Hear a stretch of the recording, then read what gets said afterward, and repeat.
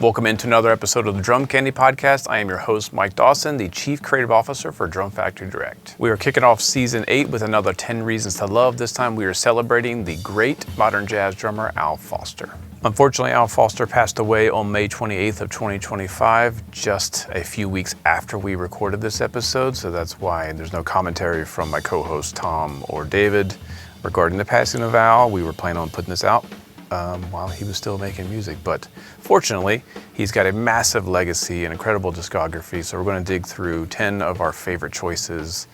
Really, I'm letting Dave and Tom do all the choices of Al Foster's incredible career. If you're not that familiar with Al Foster, he's part of that second wave of modern jazz drummers, with Tony Williams kind of leading that group of his peers. Al's first record date was with Blue Mitchell, a great kind of post-bop, hard bop record.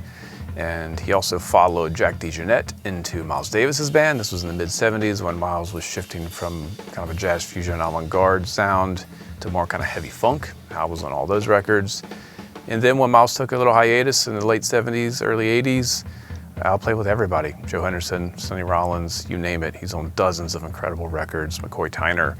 I mean, it's tons of stuff. So we're going to dig into a lot of that. And then he rejoined Miles when he came back from his hiatus and made some pretty cool records in the 80s, and then he continued making just really, really adventurous, awesome, beautiful music into the 90s, 2000s, and made just last year an incredible record well into his 80s. So it's bittersweet, but let's go into 10 Reasons to Love, the incredible Al Foster. I mean, I know him as like Miles' drummer, like Big Fun. I don't know anything about his early life, so I don't know. Tom, do you have any background on him that you could enlighten us? He was born in Richmond, Virginia, I believe, but he grew up in New York. Okay. And I think he started playing when he was around 12 or 13. And the first recording that we're going to hear is actually from his first record date, and he was 20. So this was, I believe, July of 1964, and I believe he was born in October of 43. I think. I'm not 100% sure. So I think he was just 20, or maybe he was 19, almost 20. So where's that put him, his peers? Tony was born in 45? Mm-hmm. Yep. Who else would have been like his age? Roger Humphreys was born in 44. Okay. Yeah, Jack's around that age. Yeah, Jack DeJohnette is around that age. Okay. Yep. Okay. Al, Jack, yeah. Yep. And this is from the great Blue Mitchell's record, "The Thing to Do" on Blue Note. And for me, when we were picking stuff for this episode, what I realized was, first of all, I have a lot more Al Foster in my collection than I thought, which was good. But I found myself gravitating towards, whether he's playing time with the band or soloing, it's his feel that is so infectious, and there's certain grooves. And so recognizable too. Absolutely. And this first tune is good to show off one of his signature grooves, that his little calypso groove that he does. And this is Blue Mitchell's tune, Fungi Mama, which is just rhythm changes, and we're going to sort of hear about the last half of the piano solo, and then he plays just a one chorus solo, which is really wonderful. So we can check it out and then talk about it. All right. So if you're following along, this is 6 minutes and 12 seconds in.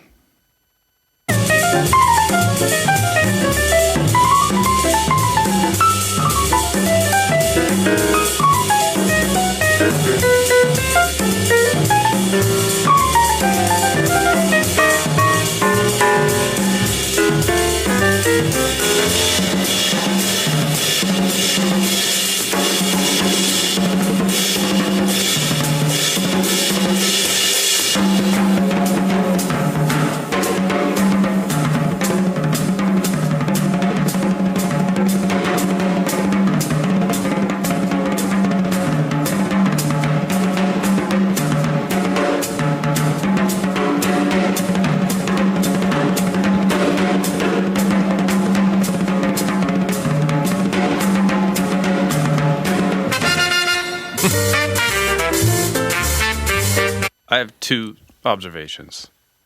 Max Roach sounds like a lot of his vocabulary to me, but like cleaner execution is what I'm hearing.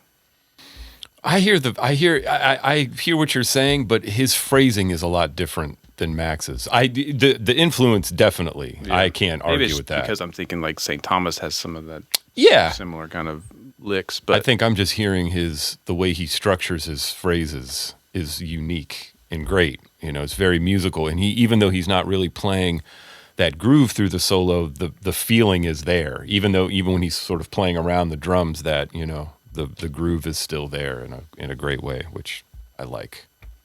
And Plus, for a 19, 20-year-old person, he plays pretty good. He plays great, yeah. Super clean. And the other thought was, I want to ask Steve Gadd if he's an Al Foster fan, because you play that on some dead drums and it's late in the evening. It's the same. It's the same pattern, basically. I wonder if he stole that from Al. That's a good question.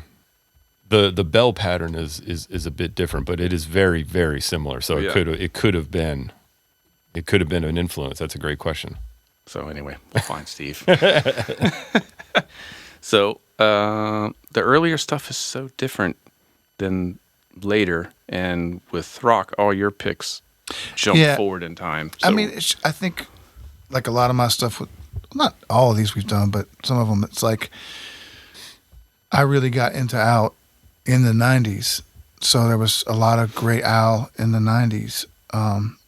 But at the same time, I was listening to Al's newest record the other day, and that's really beautiful as well. Mm-hmm. Him in his 80s playing, like early 80s, playing his butt off. But so some of this might be a little nostalgia for me, and also just the records I've maybe listened to a good bit, and also I just think he sounds amazing on them. have we talked about your approach to digging into drummers? Do you go more recent before you go backwards, or do you go back to the beginning? I tend to go it just to the depends first on record.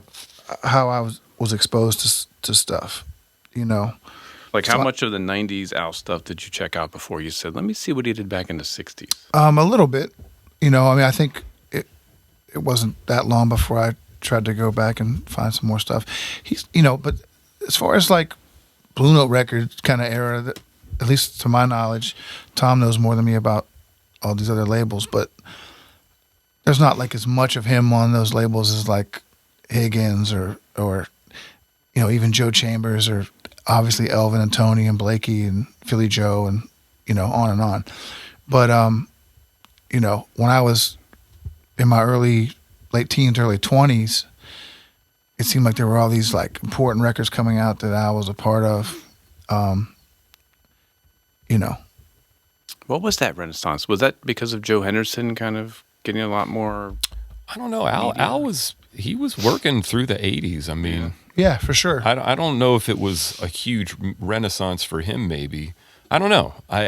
He's on a lot of records, man. I mean, he's well documented, which is great. Yeah. There's some very interesting records, especially in the 70s.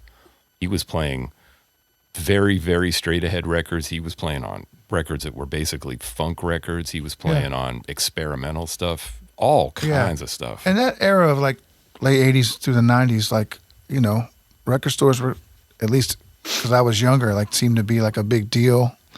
I worked at record stores and was always going to different record stores. So it's like I was always seeing stuff come through stores. Sure. Oh, man, here's another record with Al. Here's another record with Al. So I would make sure to check that stuff out. I realized yesterday when I was thinking about this, the first time I heard Al was the first time I saw him, which was on TV. The first time I heard or saw him was in 1994. Carnegie Hall did this big Verve 50th anniversary special, which was great. Like, there were all these great musicians, and he plays on several tunes on that, including with Joe Henderson. But that was the first time I saw him, and I remember like the sound of the big Paiste cymbal and his setup and the sound, and he sounds great on that. He's playing so well, and I remember I was like, wow. Yeah, I remember watching that too. I got to check him out. He's amazing, Yeah. So that was my introduction to him, which was great to see him and hear him for the first time. Yeah, I think my dad had a few things with him on it that they weren't necessarily records I was always going to check out, but probably shortly after that, I saw him play live with David Sanborn, had a group on the road. Oh, wow. It was for this record he had at the time called Another Hand, which is kind of a cool Sanborn record. It wasn't really a funk record like his 80s stuff, and then the following those Steve Jordan kind of records came after that. But most of the records, Joey Barron on the album, DeJohnette's on a track or two, and Steve Jordan's I think on one track. But live, it was Don Elias on percussion, Al.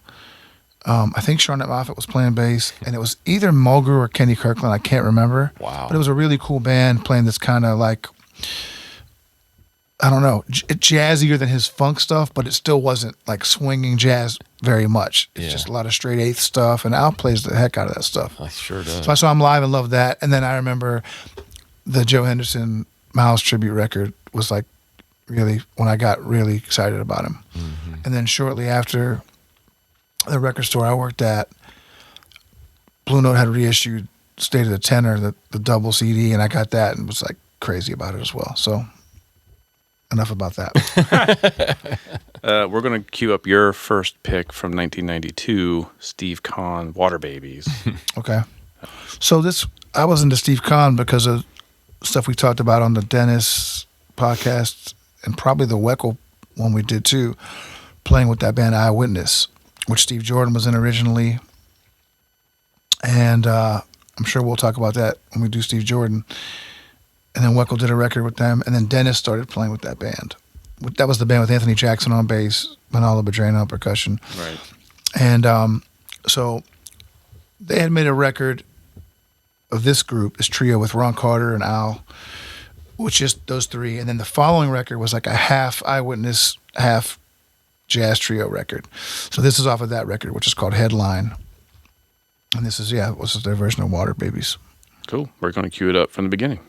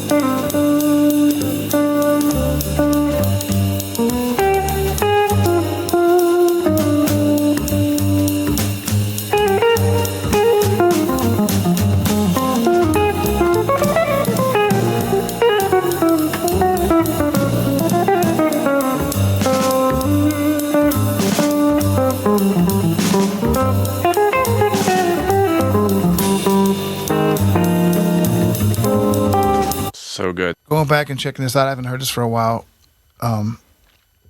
But I feel like if I was a musician playing with Al, or like Al and Ron in this case, I feel like they'd be so easy to play with. I mean, that goes for anybody we're talking about. But Al has this ability to, like, even when he's active, it never feels busy to me. It always feels like there's a lot of space. And it feels wide without ever being, like, draggy or, like, forceful with it, where you're, like, trying to be obvious or, like, really be exaggerated. I know exactly what you mean. And I think another thing I like about some of this era is I think I like the way some of the recordings sound of his drums and his cymbals. Mm-hmm. You know, you can really hear, like, the sound he's getting out of the snare drum. Sometimes he's tuning really high and super beboppy. Sometimes he's tuning a little lower. Sometimes he might not even be playing his own drums, but he's always playing his cymbals. But, you know, I just thought it was nice. He's playing in three. I just love all the, like, the rolls and how patient it is and really musical. it's never like trying too hard. You know what I mean? Like he just kind of has this thing, and it's so beautiful. And I got really into him. Like when I got into him, I was like really excited about his playing, and that's never left. Yeah, that wide but not draggy. That's the thing. That's the thing. That's because I get wide and draggy. You know, it's easy to do that. It is. I think he also he has a way of moving the music along that doesn't make it feel draggy, but he also does it with all this space, which is hard to, you know, if you wanted to kind of do something, it's hard to do that without playing a fair amount, you know? Yeah. And he seems to be able to do that in totally musical ways, of course, but yeah, it's very unique. Yeah, we're 2 tracks in, I'm already like, I'm into it. That's exactly what I wanted. So we're going to go back to 1966, another Blue Mitchell record, March on Selma. Oh, yeah. Let me cue it up before you talk about it. Sure. So I chose this one because, again, the groove he's playing on it is great. This is just a straight ahead shuffle groove, which seems to be one that you rarely hear today in music, you know? That's true. And it's, back then it was a total prerequisite for playing this music. If you were a drummer, you had to be able to play this. And man, I remember when I got this record, this was the track that knocked me out the most, just because he sounds so great playing it. So let's check it out, and then we can talk about it. I want to just point out for listeners, we're jumping back in time, forward in time, deliberately, because I think the way he sounds on this era and the way he sounds in the 90s is totally different. Connected, but totally different. This one, to me, it was the tightness of his groove. It's so tight. It's just great. So here we go, 3:35 into March on Selma.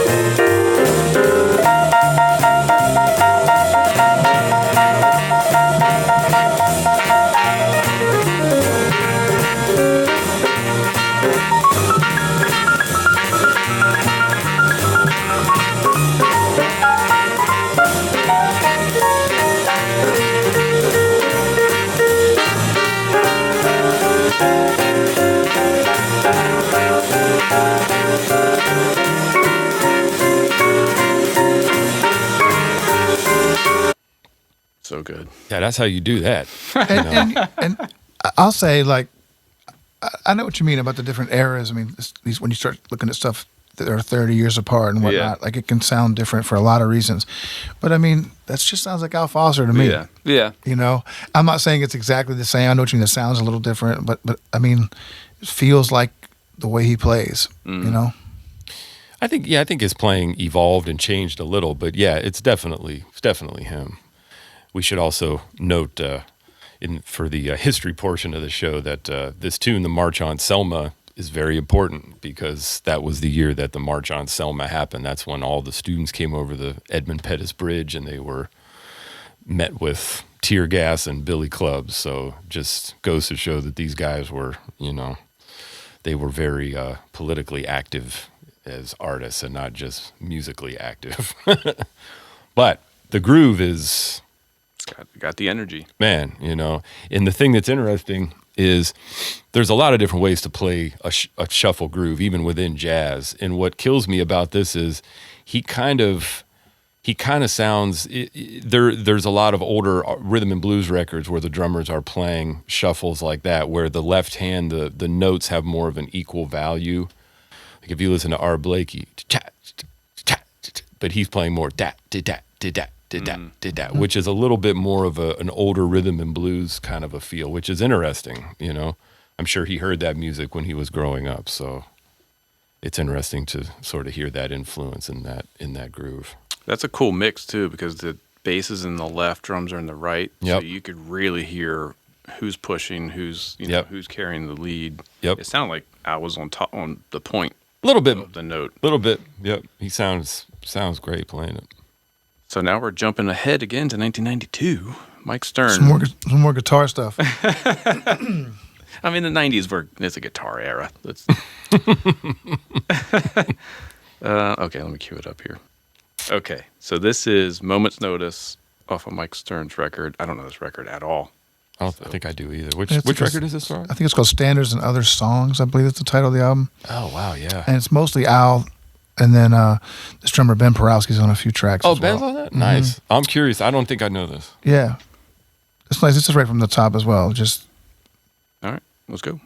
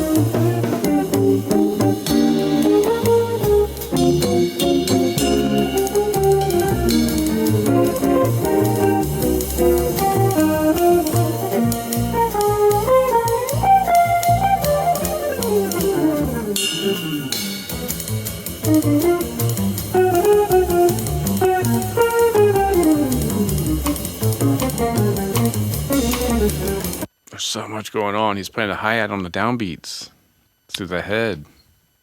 Yeah, they also played the melody wrong on that. they got yeah. So I mean, he's bad. Mike's. I mean, he's killing. But sorry, I'll be quiet. It's just so cool. He sounds great. It's really There's a lot going on. So much. Yep. Why'd you pick that in particular? I just thought it was cool hearing him play duo at the top. And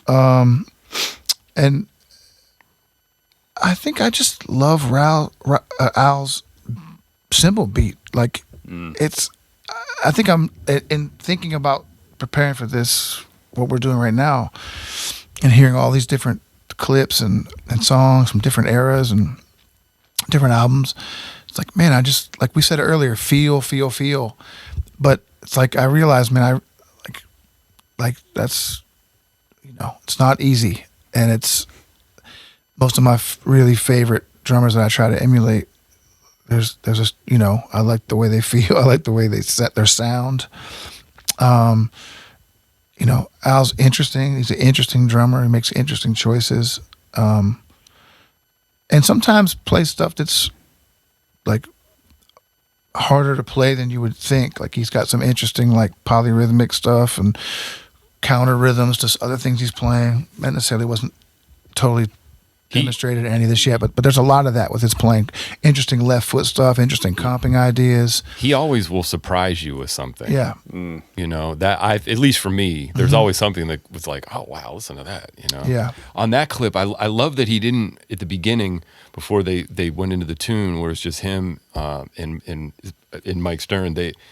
I like how much he didn't play the bass drum. Yeah. When he it comes in, you're like, oh, it's lot really of cymbal. high. Yeah, and it just, I don't know, that in the sound of the guitar, it works really well. It sounded great. And then when the band comes in, it's like, it's great. I got to check that record out. That's Sometimes one I don't know. And like this might not be totally accurate, but like you were talking about earlier, like, oh, I wonder if he was super into Max. Like I sometimes I can lump Al and Higgins together at times a little bit. I think a lot of it's the brighter cymbal, and just like the way the beat feels at different tempos. I don't mean their beats exactly the same, but there's there's a similar personality to kind of. I don't really hear that much. Yeah. I'm not saying I disagree, but I don't really hear that all There's that much. specific things that I don't think are Okay. alike at all. Yeah, no, okay. But there's something about him that at times I could be like, oh, I can kind of hear like some similar approach, even though it's played differently. If that makes any sense at all. Yeah, yeah. You know? I mean, I hear Their beat feels different. Yeah, I hear different drummers that he checked out. I agree. I think Max. I think he also listened to Art Taylor a little, and he like Lex Humphreys is another drummer. Yeah, I mean, there's influence in him, which is great. But yeah, it's very. He's got such a complete musical personality when he plays. There is something about that width that I think is similar to Higgins in a way. Like it just makes everyone feel comfortable. You know, like he's never getting real edgy with anything. True. Even at that was blazing, but you don't even realize how. Yeah, they blazing make it. is. It feels so. Same Yeah. with Higgins. It just settles. Yeah. It Yeah. feels so. There's still an urgency, but it doesn't feel like It's not it's like not forced. Yeah. You know, there's a relaxed, Yes. controlled urgency. Yeah. You know. Urgency might not even be the word, but I know what you mean. But the time still moves and doesn't slip. There's good energy to it. Yeah. Yeah. How do you make fast tempos not feel fast? That's the trick. I Right? think being able to relax when you play it, because most of the time if you're just trying to physically keep up, it's going to sound like you're, you know. Yeah, I think most drummers I hear, especially younger drummers, try to play fast. Jazz playing, we're talking about. I think they can make the mistake of trying to do too much. Oh yeah. To me, like my approach becomes there's more happening just because the tempo's faster. So for me, I like to play less. Or if when it's slow, there's more stuff to fill up. That's when I'll play more. You For me, have to when playing it's fast. Yeah. But I think a lot of people just try to Sure. play. If you play the same stuff you play at a slower tempo, It doesn't fast, work. It's just too much stuff. Yeah. You know, you can almost do it. You can just pretty much just play the groove, and just pick your spots. Yeah. You know, and, Well, there's and not it'll be time to enough. do much. That's what I mean. So yeah. I agree. I think a lot of people try to do too much. That's definitely true. And that just makes it harder for everybody else to play. Totally Because everybody has a hard time playing super fast. Yeah. Yeah. So fighting for space. Yeah. Right? Yeah. So if you're just covering everybody's stuff up, it's like you're not a help at all. You know? It's true. I've done my fair share of that. You know. Yeah. Yeah, Not and helping. I heard in that track, Stern was almost pulling away from Al, but he just kind of was like, "Yeah, man, we'll Yeah. come back. We'll get back there." Yep, It was yep. almost like flipping the beat on him, which was Yeah. awesome. I love hearing that stuff. Just how human Well, beings. there's play also this together. is. I mean, I'll just throw this in real quick. There's something fun about like these guys that are more associated with like fusion records of the late '80s and '90s, like the Sterns and the Schofields and Steve Kahns. Like those guys all come up listening to all these jazz records.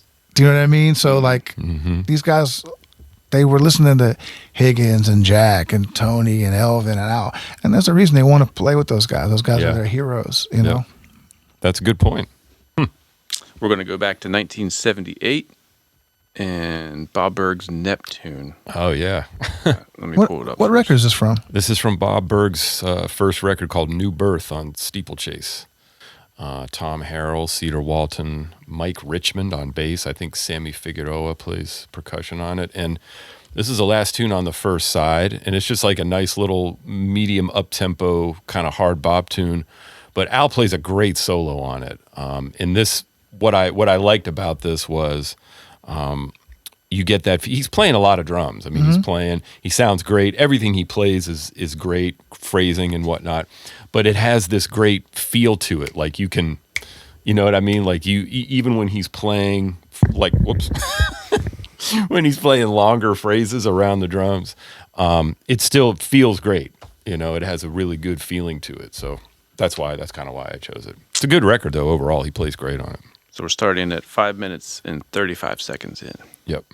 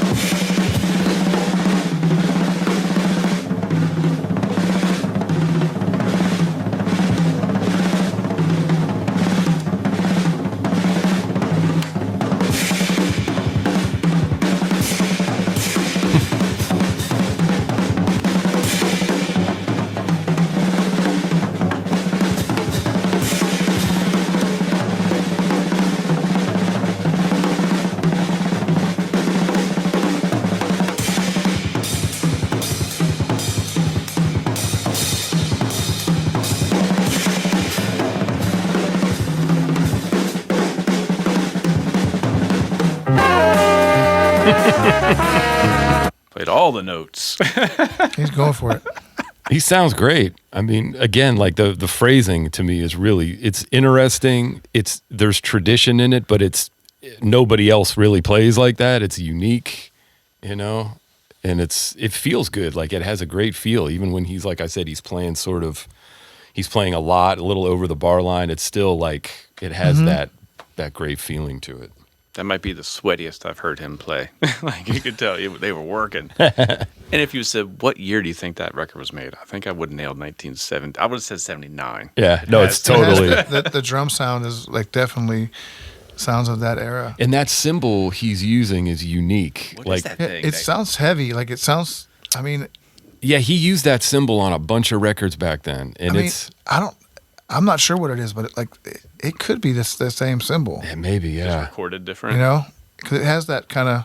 Well, like the pictures on the back of the records that he's on in the 70s, I mean, he played his cymbals very high, and they were like literally, like that, So it's like there's a bunch of videos of Al in the 70s playing with Miles Davis on YouTube, which are very interesting to watch. He sounds great on them, but like a lot of times, like when he crashes the ride, it hits the cymbal stand.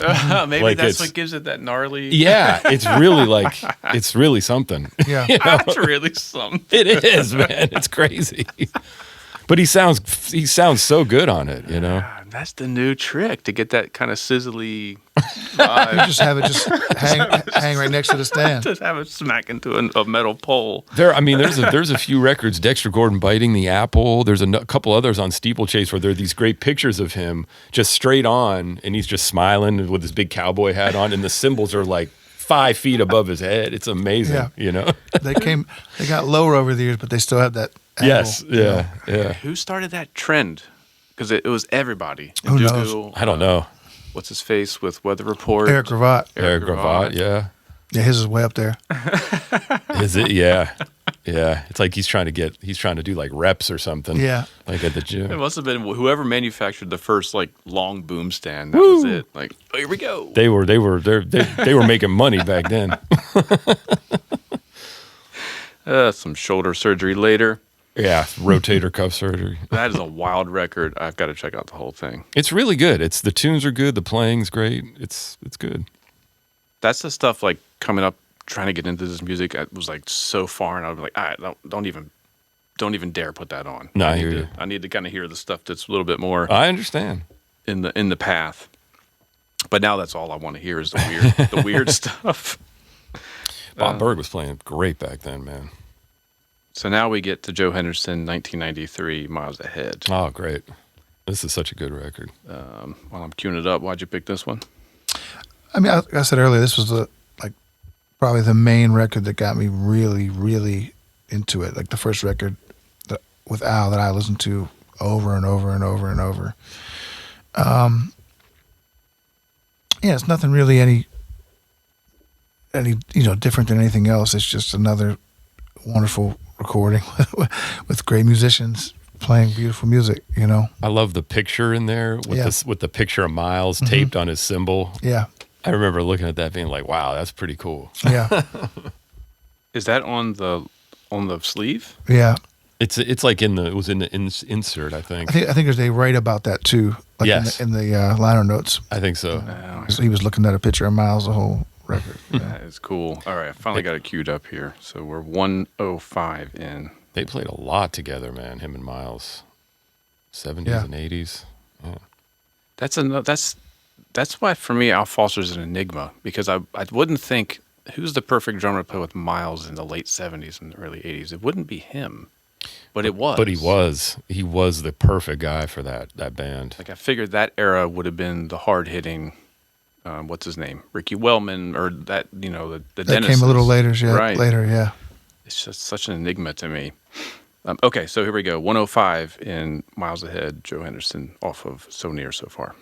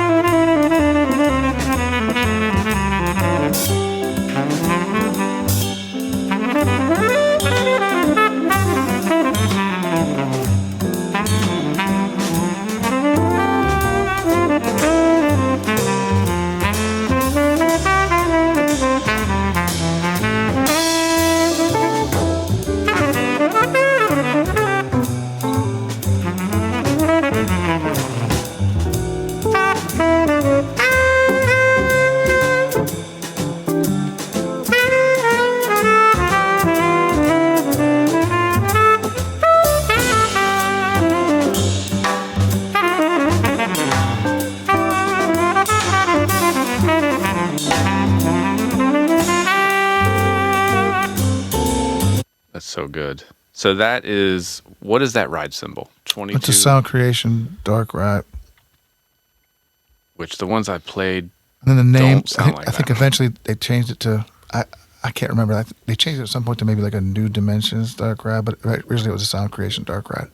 I have one of those because it's the symbol that Owl plays. It's the symbol that Motion plays, you know. And how often do you play it? Not super often, but I really like it. It's got a vibe. It's got like the coolest vibe ever. Yeah. It's somehow like 100 times heavier than anything I own, but kind of works. You know, I remember a few times playing it. People were like, "Man, that cymbal sounds so good," but I don't trust everybody. You know, That's good. That's good. like I know what it is. It's cool. You know, Yeah, thanks, but no thanks and for your like input. and back to Al, like. You know, he plays a lot of bell, which I don't love in a lot of jazz drummers, but for some reason with Al, I just love it for some reason. Like He makes it work so well. Yeah. It's him. I mean, that was Yeah. one of the biggest things I didn't like about him was hearing this bell all the time. Yeah, I don't know why. I just think it's cool. You know, It just goes to show it's the person. Yeah. You know.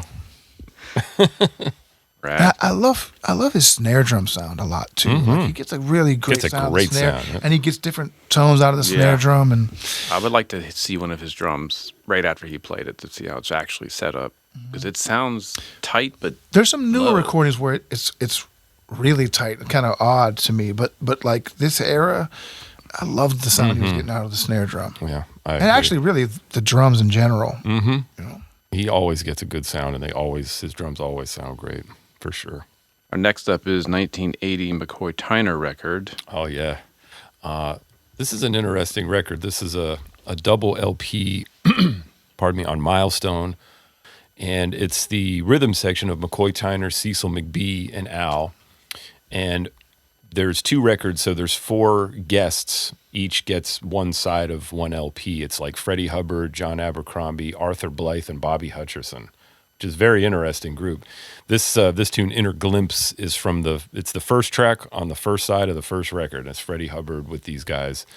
And the reason I picked it was the clip we're going to hear, they're playing with a lot of energy and it's real intense. But again, this is like Al this is sort of like the clip you played earlier of the waltz, where it's like the music is like moving and there's a groove, but he's playing all this stuff, but it never gets in the way. It never disturbs the flow of the music or anything. And I could have played a million different clips of this. I just chose this because I hadn't played this record in a while and I remembered how good he sounds on it. So we are starting 324 into the cut. Mm-hmm.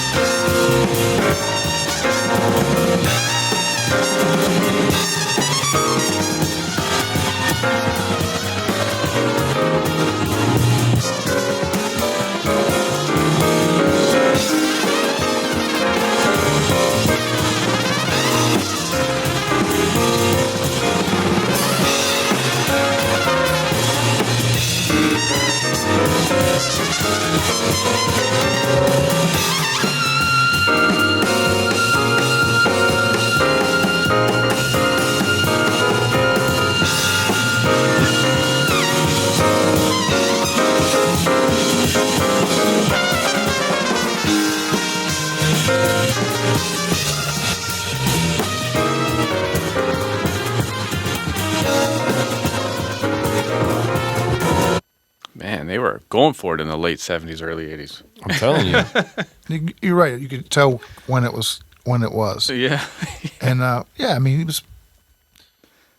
he's going for it. I mean, he's like you said, it's not disruptive to me at all. Anything he's playing, And the flow keeps happening, but he's still like, if you take the time to go back and listen, like he's listening to Freddie and he's phrasing kind of with him, sometimes a little against it, but it's like there's so much listening going on, and the way he's adding to the music is just, it's what he does on every record. yeah. He does his job. He certainly does, man. And you can tell he's hitting hard, but it doesn't sound like he's punching you in the face, you know? Yeah. There's like a difference for other drummers of that era, who I won't name. Like, their sound just like, I can't. Yeah, I haven't listened to it, like, a ton of Al records. Like, I don't have that Bob Berg record. I'm shocked I don't have it. But,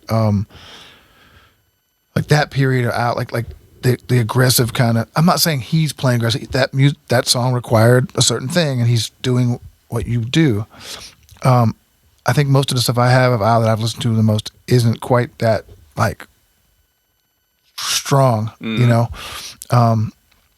So it's kind of cool to hear it and be like, whoa, man, like, you know, he can tackle that just like anybody else, you know? Totally. He does it well. But to Mike's point, he has a good enough touch that when he's doing that, it's not, you don't want to do this, you know, because some drummers, when they get to a certain threshold and it's just loud and it's just sort of like the music kind of suffers, I think, a lot of the time, not every time, but because he's got such good hands and he's got such a good touch, he can maneuver and do that and still get a good sound that doesn't, you know. Well, I think some people's loud is different than someone else's loud. This is true. Do you know what I mean? Like, because I've played with, you know, like musicians who told me, like, oh yeah, like I think you might be louder at times than this other guy I played with. I didn't like the sound he was getting out of the drums.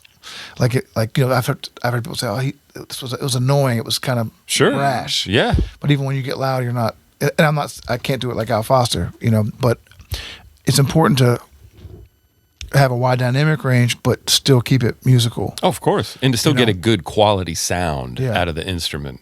A lot of guys, man, they just, they really hit hard, and it just doesn't sound good. Mm-hmm. The cymbals, drums, both. It's just, I agree. But totally, it's like if you have good hands and a good touch, you can play musically at any volume because that's technically what we're supposed to be able to do. You know. What do we got next? Man, these are some really, really good records. So we've got going back to the side of Throck, Dave Kikoski. I love this record. 1994. Dave recently hit me to this. I've been turning all kind of people on this record for the last 4 or 5 years. It's a beautiful record. I love this record. I've so enjoyed listening to it. It's really great. Thank you for recommending it, man. Every once in a while, I can help you out. You're a good cop. Every once in a while, you have a good hunch, as they said in the French Connection. He's a good cop. Every once in a while, he's got a good hunch. You know? Normally, it's like, yo, you got to get a burger at this place. But, or it's, no, you don't want to get pizza from there. Yeah, stay away from that place. So this is the tune called E, and we're starting right from the top here. Hopefully this is right.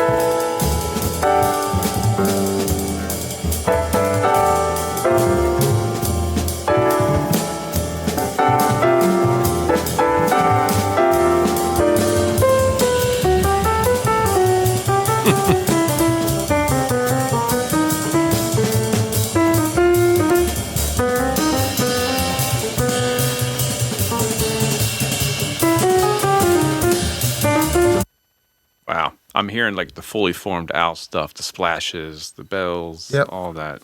Man, the way he plays that tune is just there's some kind of hard little twists and turns in this album, and he really deals with that music like so swift and beautifully and like nailing everything and strong, but not obnoxious at all. It's really beautiful playing. Mm-hmm. Is he on the whole record?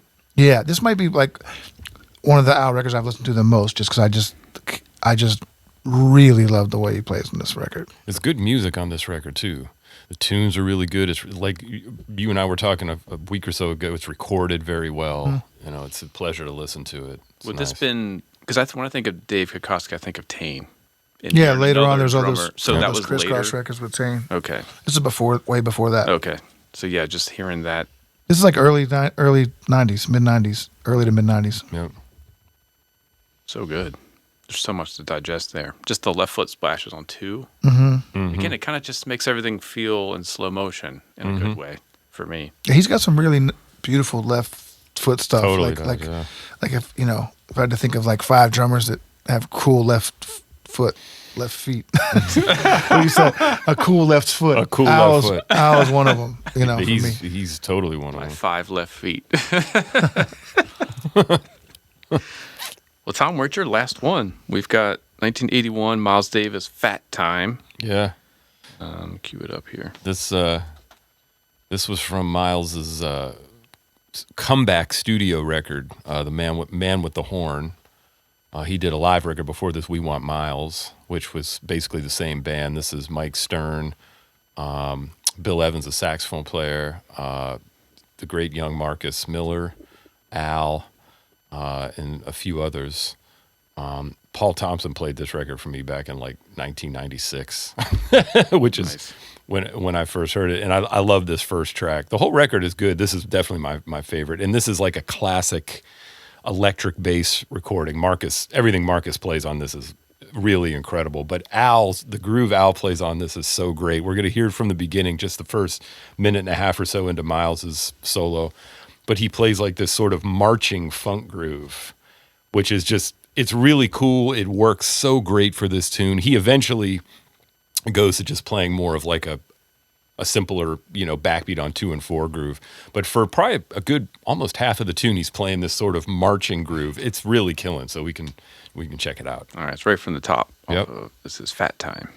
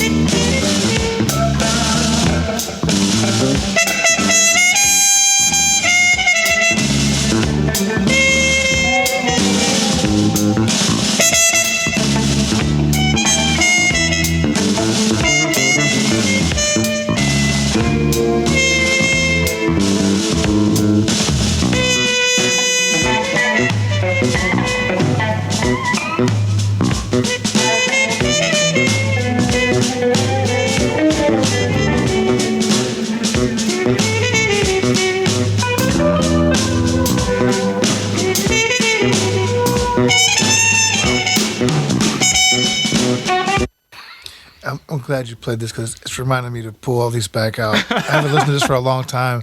It's such great music. It's killing. It's everybody sounds so great on it, but that groove is just It's amazing. It's awesome, man. So weird. And the way he changes it up on the little B section, everything he does is like, yeah, of course, It's Yeah. great. I mean, to be presented with that bass line, what are you going to do? I'm going to do that. I know. That's the other thing. It's amazing. Like that's the first time I heard it, it was just like, that's awesome, man. That's killing. His Yeah, playing really just great. makes me smile. Yeah. Yes, indeed. I don't know that record at all. Man with a Horn? Man with a Horn, yep. All right, Throck, let's send it off here. Joe Lovano, Invitation, 1997. Oh, yeah. Why'd you pick this one? Again, This is from Tenor Time? yes, the weird Yeah. import one. Yep. Yeah. Yeah. It's, This is a great record. Yeah, I mean, I love Al. I love Joe Lovano. So let's hear them play music together. You know? Was this a reissue when it came out in the 90s, or was what's the reissue? Wasn't there something? No, Joe Henderson thing, right? That was Yeah, a yeah, reissue? yeah. This is just an album that was released in Japan. Yeah. I didn't even know about till years after it came out, and then I finally heard about it and tracked it down. You know. All right, so this, I finally got it queued up here. 32 minutes into the record. I don't know. Yeah, that's the only version I could find to give Okay. to you. I couldn't find the track isolated. But the tune is Tenor Time?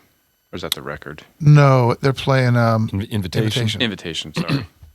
All right, here we go. Now I've got it all queued up. Goodness.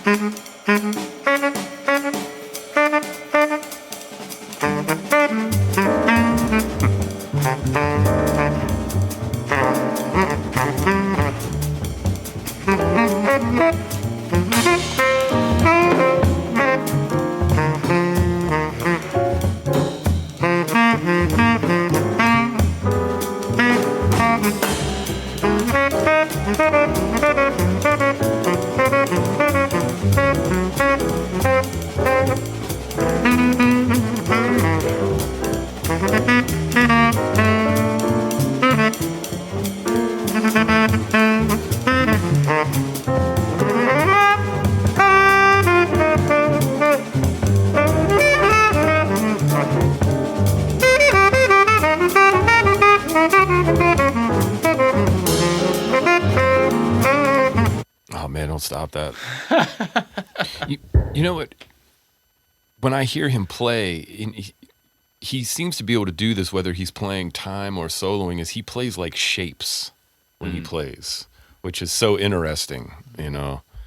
And when he starts them and ends them can be very interesting. And, you know, he was doing that just during when Joe was playing the melody, you know, those little shapes that he comes up with. Mm-hmm. So interesting and so musical and all of that. That's high level right there. Mm-hmm. Yeah, So- he's something else, man. Is that available in? So I just had deja vu when I pulled this up.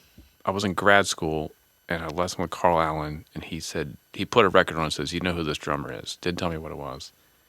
It sounded like that. I was like, I have no freaking clue. And he said Al Foster, but he never told me what the record was. We just like listened to it for a minute. Might It could have been that. I mean, It must have been I because he don't- said it was a Japanese record or something. Yeah, I mean, Might have been, yeah. Wow, that is cool. That's I a don't good even know what to record. say about it. That's fun. yeah. Nobody has it. Like, I mean, you have it, and I have it, but like, Yeah. no, It's a good, it's like it's a hard one to track down. Like a real, Yeah. you know. If you look online, you can find it, but you might have to look for I a looked for a minute. long time. Yeah. You know. Yep. Yeah. What's the name of the record? Tenor Time. Joe Lovano. Go get that one. Goodness. Yeah. Also recorded beautifully too. Yeah, where was that recorded? In New York? I don't know. Yeah. I believe. Probably. I think it This was. might. I mean, you know. I think so. Yeah. Thanks for tuning in to the Drum Candy Podcast. Please like, share, subscribe. Make sure you're following us on YouTube, or if you're only watching us on YouTube, make sure you also download it on your mobile phone, on Apple or Spotify, wherever you get your podcasts. Write us a review. Send us an email at drumcandypodcast@gmail.com if you have any special requests. We have 3 more 10 Reasons to Love to get to in this series, in this season. I've got some gear stuff to do. I've got a couple interviews. So we've got a lot in store. Thanks for listening, and we'll see you next time.